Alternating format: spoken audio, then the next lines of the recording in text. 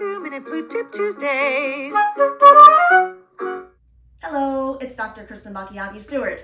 Welcome. Today's 2-minute flute tip is on sticky pads and joints. When you're in a situation where your pads are sticking, what happens is the pads make this suction noise, like a type of noise. When you hear that occur in your flute, a couple things are happening. The first thing you should do is swab out your flute. And just a reminder, when you swab out your flute, please make sure that you put your flute away in its case before you start swabbing through the instrument. Sometimes you're not going to have the time to take apart your flute, so you could be in a performance and your pad is sticking. The best thing to do in that situation is to grab yourself a cleaning paper. You can purchase these cleaning papers at any local music store, or you can purchase them online. You can go to any drugstore and ask them to give you cigarette rolling papers and just cut off the sticky part.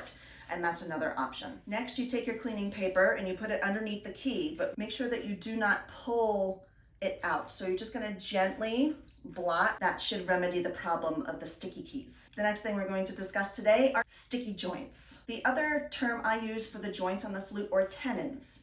So I like to relate tenons to tendons in our body, because tendons connect the muscle tissue, whereas tenons on the flute connect each joint of the flute. Many beginner and intermediate flutists find sometimes that their head joints are really difficult to put inside the body of the instrument. The best thing to do is to take your flute apart completely, and then you're just going to grab the head joint. Get your polishing cloth, because what happens is the metal rubs up against each other and the metal gets very dirty. Sometimes you'll see black little spots on the end of the tenon, and that just means that the metal has rubbed together and it caused debris on the instrument. So you want to wipe that off.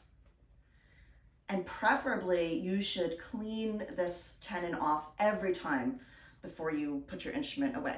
So, we just did the head joint. If it's still too difficult to put in, you can take a little smidge of Vaseline, rub it on the tenon, and then wipe it off immediately. And that lubricates the joint a little bit without causing any problems. It's perfect. At the end of the body, you have the foot joint tenon. That gets very sticky sometimes. It's very important that this joint is lubricated so that you don't damage the foot joint. Head joint back in, and voila. That's today's 2-minute flute tip. Thanks for watching. See you next week. 2 Minute Flute Tip Tuesdays.